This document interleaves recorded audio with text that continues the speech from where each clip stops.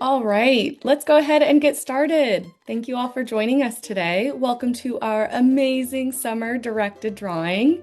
This is our last directed drawing of the school year, and since summer is coming soon, the art you'll be creating today will include some fun Kodable characters and a tropical theme. And here at Kodable, we are celebrating having an extra amazing summer. If you're familiar with Kodable basics, you might make that connection there between why we're emphasizing the word maze. My name is Danielle. I've worked at Kodable for 2 years, and before this, I was a teacher for 11 years, and I'm in San Diego, California at the Kodable headquarters. And we have Greg, our artist, here today. He can go ahead and introduce himself. Hi, I'm Greg. I've been at Kodable for about 8 years, and I do all the art for the most part, and some of the music too. I've always loved art, music, and helping kids learn, so working at Kodable has been a perfect fit for me and also very rewarding. So I see we have Miss Johnson's class from Gilroy, California, Miss Moore's class, Miss Mullen's class, second grade from Georgia, second grade from Arizona. Oh my goodness, you guys, we have so many classes joining us here today, and that makes it so special that we can all gather here together. Before we dive in to your directed drawing, we wanted to share an exciting announcement. As I mentioned, Kodable is celebrating having an amazing summer this year, so we wanted to make it a little extra amazing. We've created weekly challenges for you to complete by the end of your summer break. This is our amazing summer quest. So your class codes can actually be used during the summer. So we wanted to create these kind of fun activities for you to keep the learning going with Kodable this summer. So if you are willing to take on the summer quest, we've made it really easy to get these downloaded and printed from the teacher dashboard. All you have to do is click on the tab and they can be printed or emailed straight to families, and the class codes will automatically populate onto the directions. So they're very easy to share. So we hope you use your class code this summer, take on our challenges, and we're very excited to see how many students actually complete the amazing summer quest. Let's go ahead and go over what you will be needing today. Have your paper in front of you horizontal. You will need a pencil. An eraser is always great to have. Coloring supplies for the very end. Greg will be coloring in as he answers some of your questions.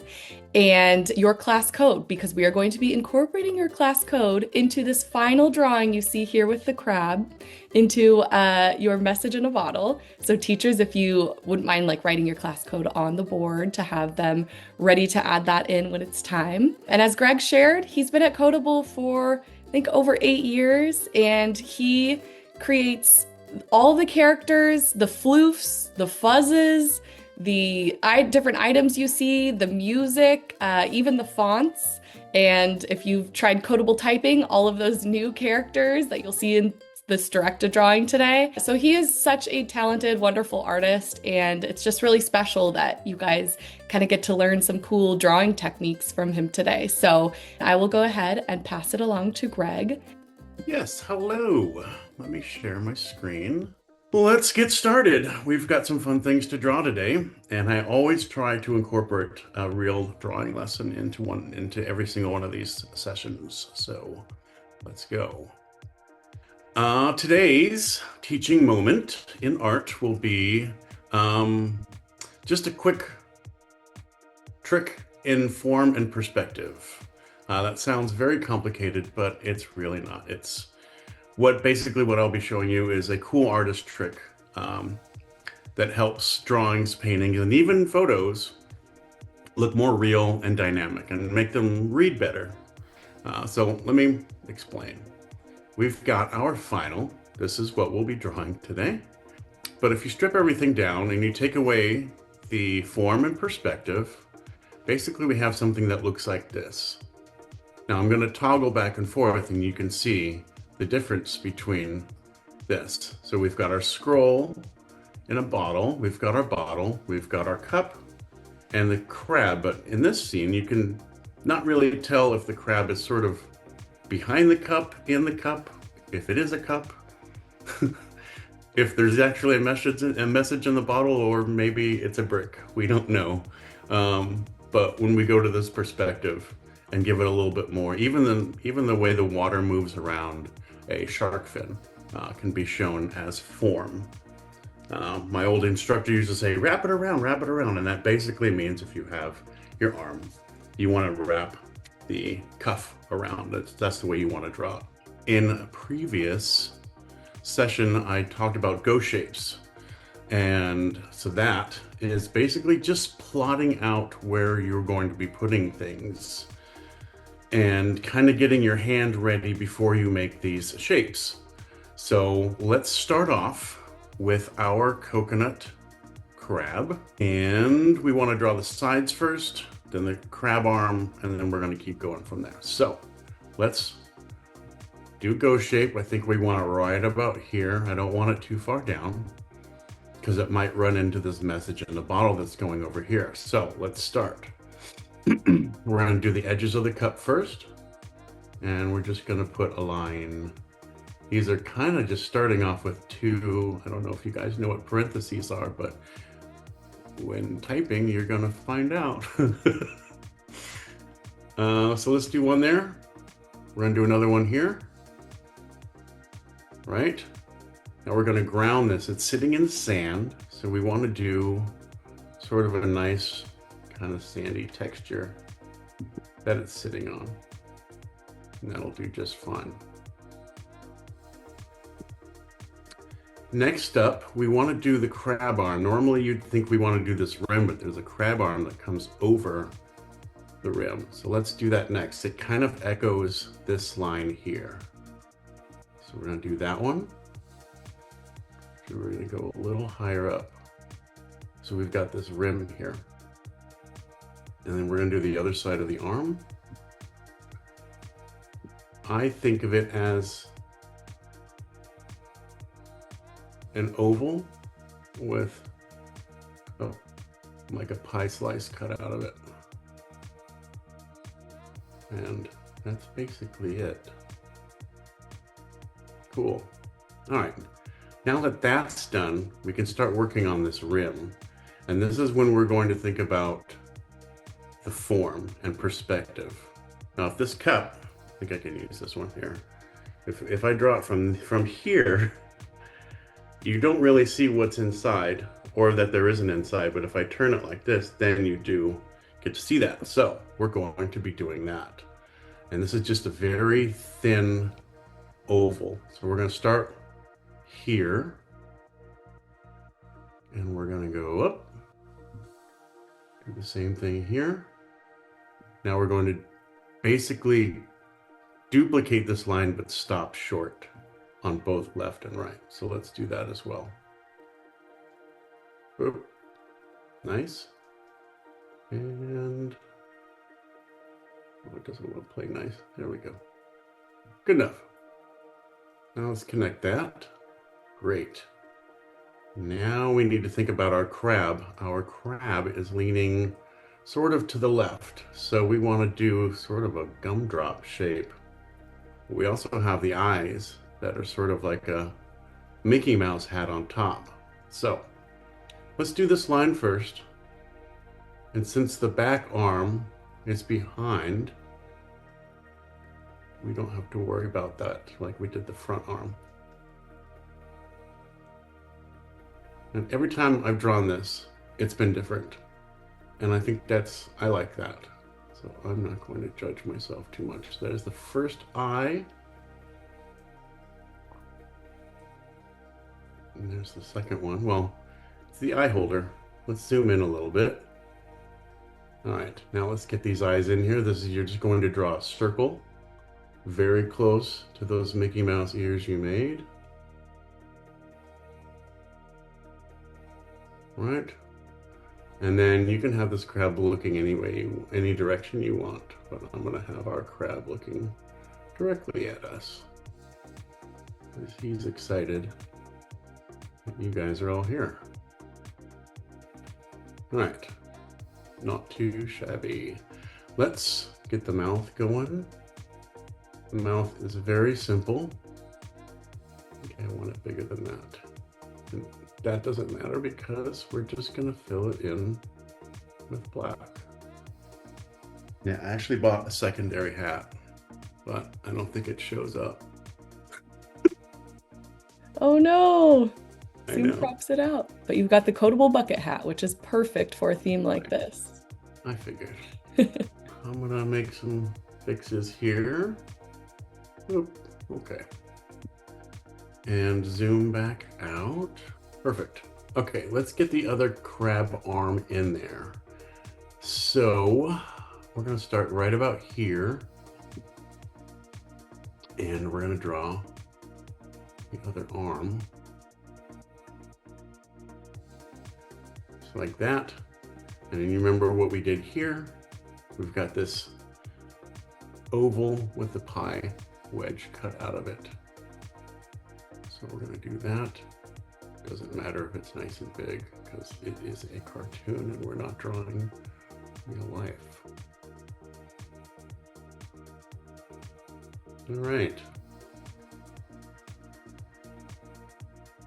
Let's do some, while we're on this character, we're talking about form and perspective. So this form is round. It's round all the way around. Otherwise, if it was flat, you would have details like that. So because it's round, you want to echo that roundness with some details. And I like to make them just a little wiggly because coconuts are organic. Cool. That's pretty much all we need. Next, we're going to be moving on to our message in a bottle. So our message in the bottle is over here. We're going to start with the bottle first. And during this whole time, just remember that there is a message in the bottle. So don't make your bottle too skinny. We are going to draw the bottom edge first. And we're going to go just about here. That'll work. Now remember, we have a message here. So you want to go up and draw a second line. Great. Now this is sort of the tricky part, is this neck area. So we're going to taper in,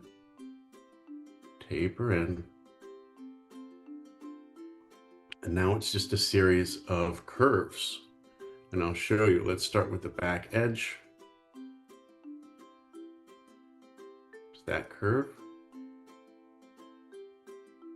Because this is difficult, I'm just going to take my time with this. And then we've got 1, 2,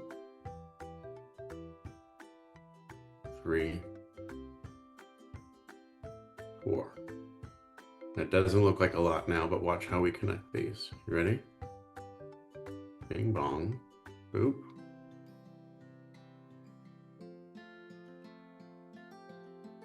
Go with me.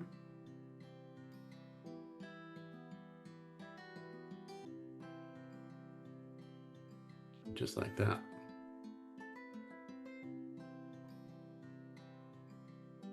I'm just going to add a couple details while you guys work on yours. A couple little highlights.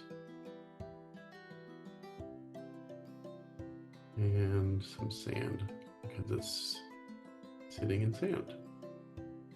All right, let's move on to the message in the bottle. This is actually a very fun thing to do, and I think you'll probably continue doing it after this. We're going to start right here with a very skinny spiral. It doesn't matter if you start one way or the other. So you can go clockwise or counterclockwise. I'm not even going to think about it. I'm just going to go. So here is my spiral.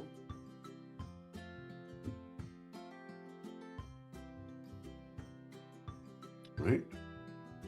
And then this is, you got to think it's a piece of paper that's rolled up, so it's going to be all the way over here. And let's think about that is following the form as well. And now, again, it's just a series of straight lines. This is where the magic happens, you'll see. Assuming I could draw straight lines. A little dog dropped off some fruit today from Fruit Falls. Oh. It's one of the best games in Kodable typing. Actually, it is my favorite game in Kodable typing. Let's go back. So we have our spiral.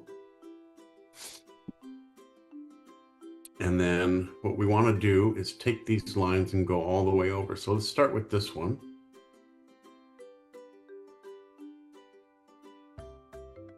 And then we follow this edge. And we follow this edge here because this is a spiral coming around. All right, now from this point, it's very, very simple. We just draw lines. That connect everything.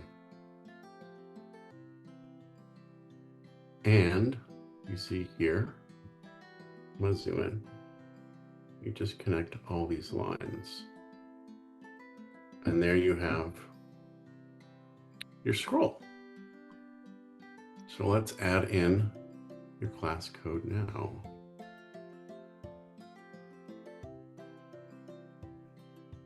I'm going to draw just a couple details. Usually in the world of art, there are 3 areas of your canvas. Usually. One is the foreground, that is what we're drawing now. Then there's the midground, which the foreground is what we just drew. The midground is what we're drawing now. That will be the ocean. And then we'll have the foreground, which is basically the clouds, the island, and some palm trees. So let's draw the midground. That's going to be where the water meets the sand. And so I'm going to start here and just go off screen. We want to continue this line all the way through like it's there.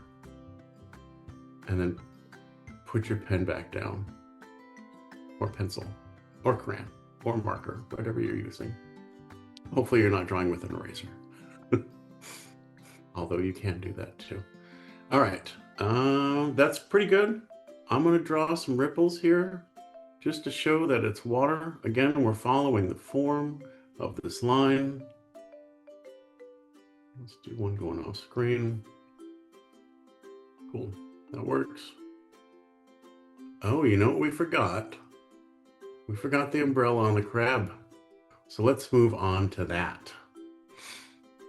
You know, sometimes it's hard to draw this line first and then line everything up.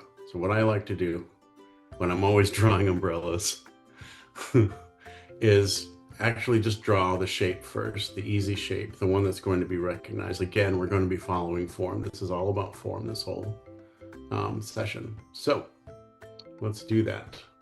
I want my umbrella right about here. So it's not getting in the way of things, but it's also giving that crab some shade.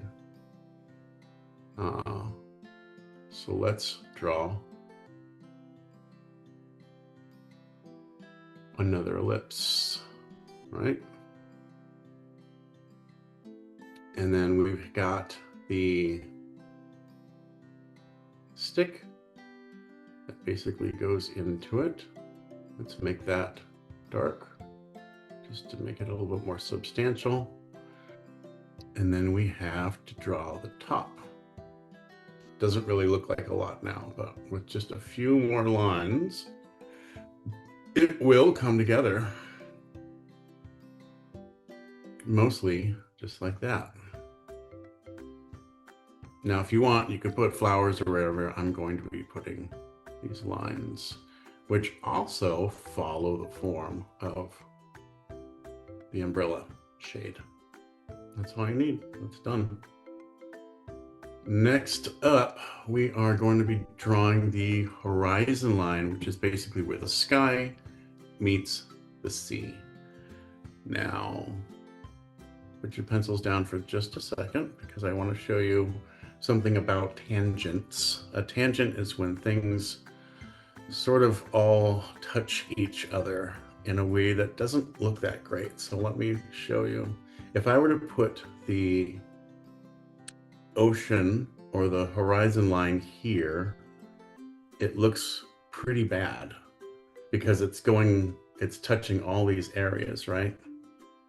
So what I want to do is find an area here where I can draw this line and it won't look bad. So I think I'm going to go right here. And this is the most important area. So I'm going to start here and just go straight across.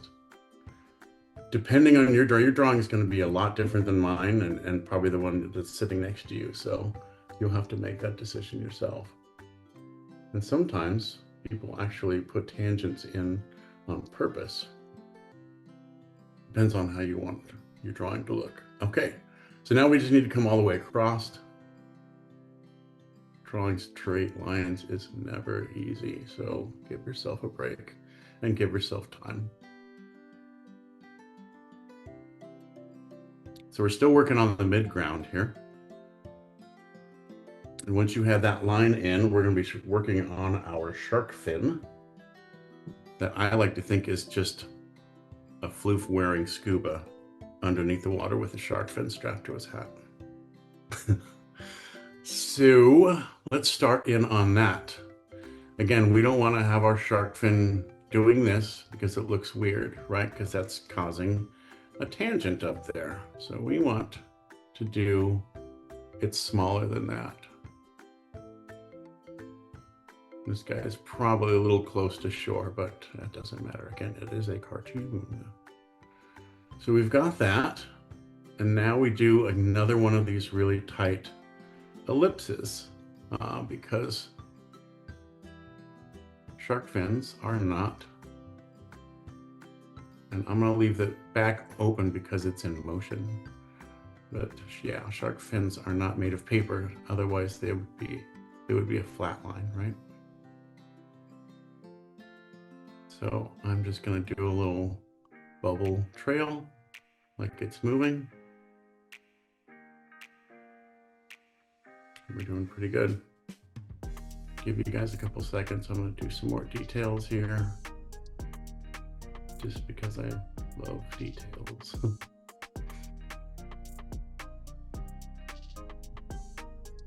Cool. Next up, we have our island.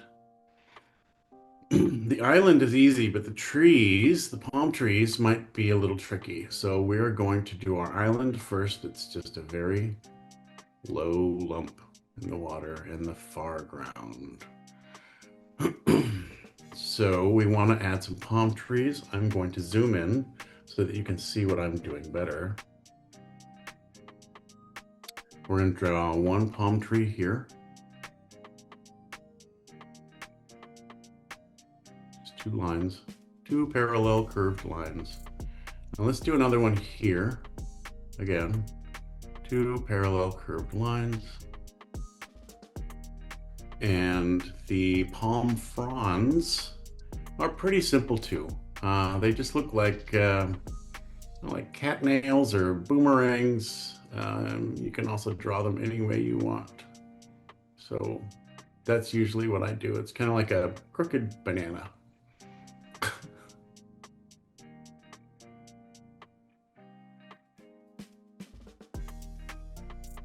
All right, we're just going to go all the way around.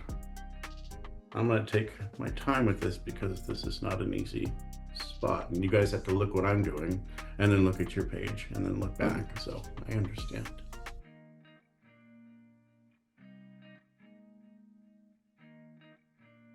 Cool.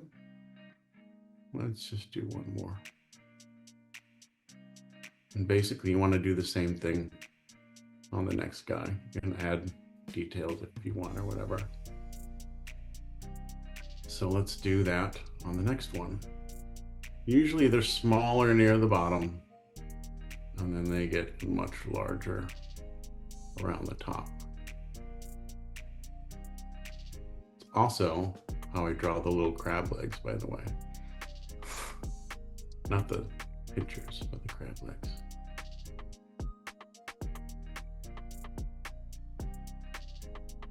And we're gonna zoom back out so we can take a look. It's always good to keep an eye on your full composition to make sure that you're balancing everything right. And it looks like we're doing pretty okay. So the next thing I want to do in here is add Kodable. This is our little postcard from Hawaii or Mexico or wherever tropical place you'd like to be. So let's add Kodable in now. We're doing this before clouds.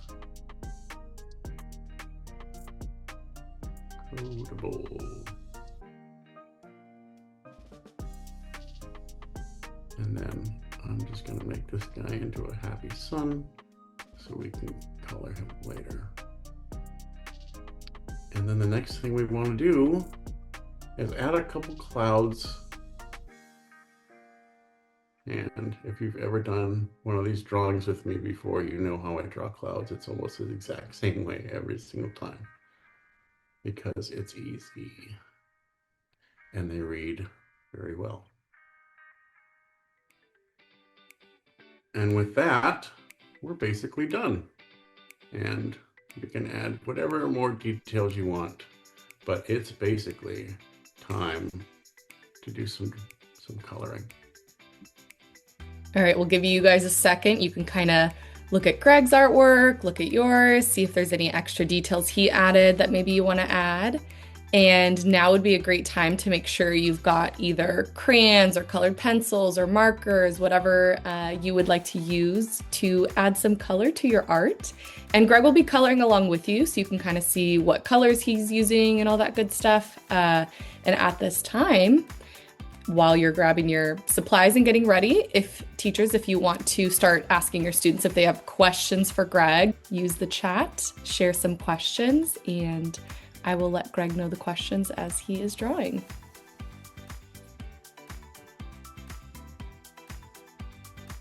Good thing about coloring is you can start anywhere you want, which is really fun.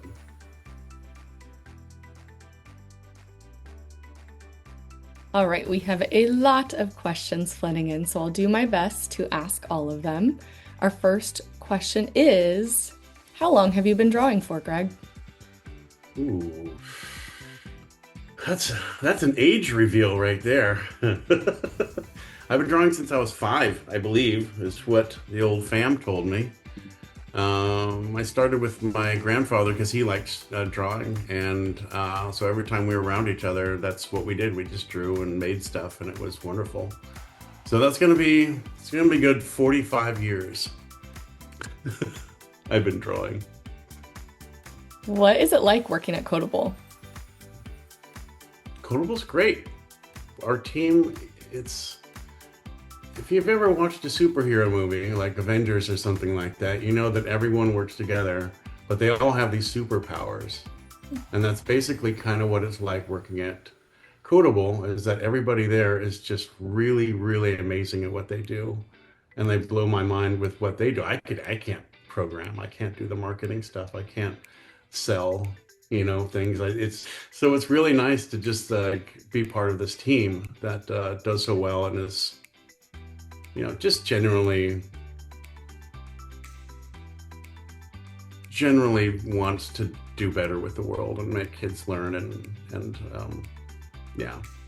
So that's the answer I got. Greg, that is such a nice answer, and I couldn't agree more. It's like a team of superheroes. Yeah. Let's see. Ooh, what is your second favorite thing to do other than drawing?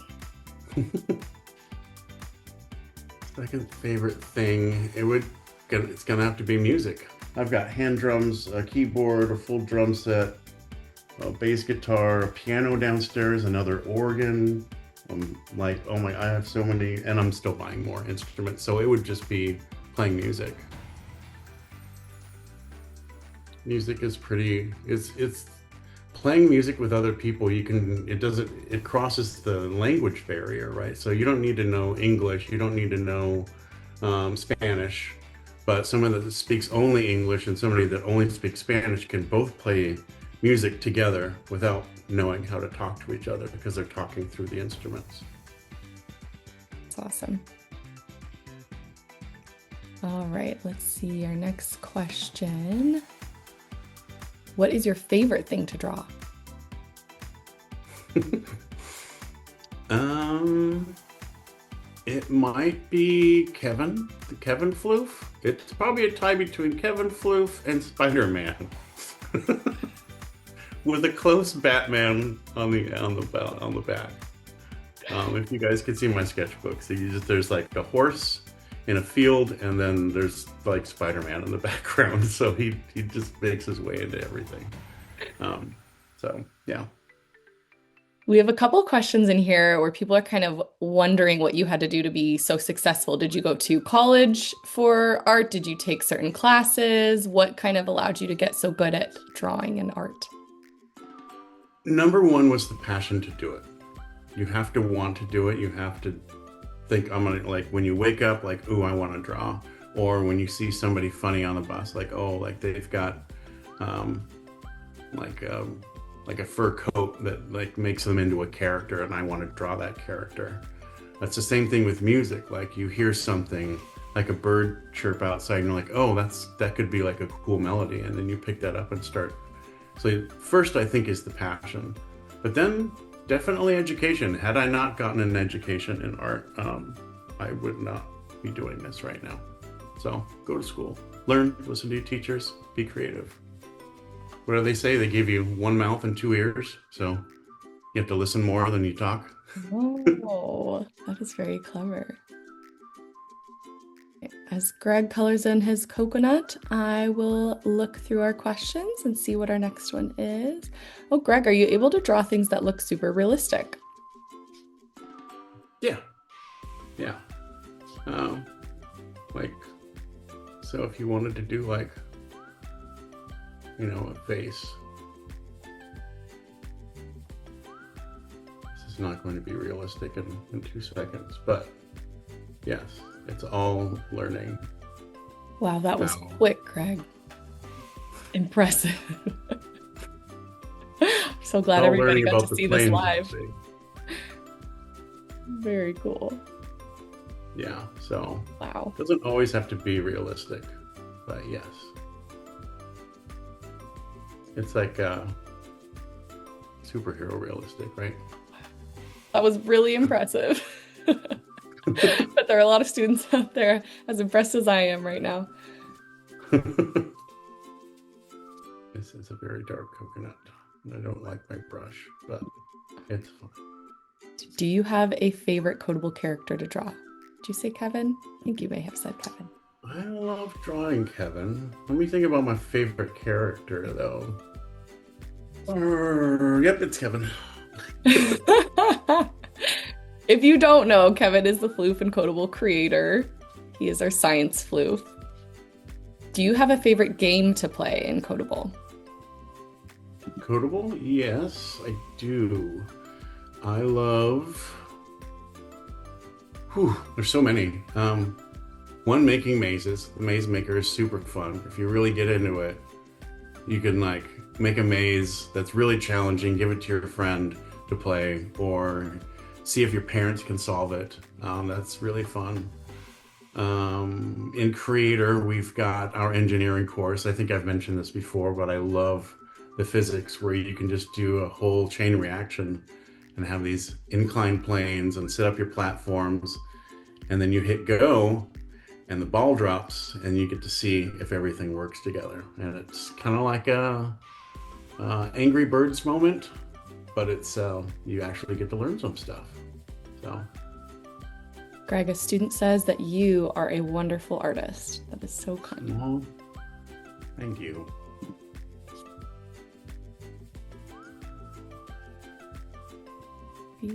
Love hearing that. Sometimes it can be very hard because you're always challenging yourself and there's always something more to learn. So you're never the best. My dad said, you're never going to be the best. There's always going to be someone better than you. And it sounds kind of bad, but it's actually good because it relieves a lot of the pressure. Now, I think you should try to be the best you, not the best them. So that's how I take that. That's a great message. Do you remember the first drawing that made you proud to be an artist? And do you still have that drawing? It's a great question. Oof. I think I do. but I copied it off of something else because back then, like that's all you did. You just saw something that you liked in a comic book or in a comic strip. Dating myself again because I don't even think comic strips are around anymore. um, but yeah, I would draw Batman. I draw Garfield for the most part. Garfield was super easy. It's a lot like this. You know, you see it, and then sometimes you even trace it. I mean, all that stuff, you're going to learn so much by doing that. And it, you know, it sounds like you're cheating, but you're really not because you're going over these lines and you're learning a lot about how another artist. It's almost like you have your hand in their hand when you're tracing something, and you do learn. And then the next step from there is keeping it next to you and drawing it. I mean, heck, that's what I'm doing right now. I have this right on my other screen so that I can see, so I can have it as a reference. And anytime I draw a character or an animal, I always pull up an image of that animal, a real animal, and then like, you know, Google image of that animal, so I can kind of see how those characters are iconified, really, which means how they broke it down into a really simple shapes. But That's a great tip. Yeah. Great artist tip. We only have a few more minutes together. So as Greg colors in, I just want to give you guys one more thank you for joining us here today. Don't forget to join Kodable's amazing summer quest this summer so you can keep learning with Kodable and using your class code. The directions can be printed or emailed right from the teacher dashboard. Class codes will populate for you automatically, and we can't wait to see how many of you participate. All right, we'll take maybe one or two more questions, and then we will wrap up here for today. Do you remember the first thing you drew at Kodable? Yes, I do. If anybody is familiar with the spaceships in Basics, I did all of those. Actually, when I interviewed, they have artists do art tests to see if they're actually capable of doing the art for the company. And my art test was one, doing recreating the character Blue Fuzz, and the other one was making a ship. And so I did both of those, and I'm here. So I guess it was okay. You bet. But yeah, it was when I was hired, we went straight to all the spaceships. So I just did those all first. What is your favorite thing to use to color? Oil pastels, paint, digital art, paper pencil? Oof. They're all so much fun. I would say what I use most of the time is not my favorite. My favorite is going to be oil paint. It's got this great smell to it. It feels like you're kind of painting with butter a little bit. I don't know. The colors are just so much more. And I'm colorblind, and I think the colors look more beautiful. So even I could see it. It's just it's a very fun process. And it feels like you're kind of doing something like the way that they did it back in the day. Whereas I don't think you really get that with acrylic paints. But acrylics are really strong. They're easy to work with. And they're probably a really close second. All right, everyone. Thank you again for being here today. We so enjoyed it. We hope your class had fun. And we will see you next time. Have an amazing summer. Thanks, everyone. Send in your drawings. We want to see them.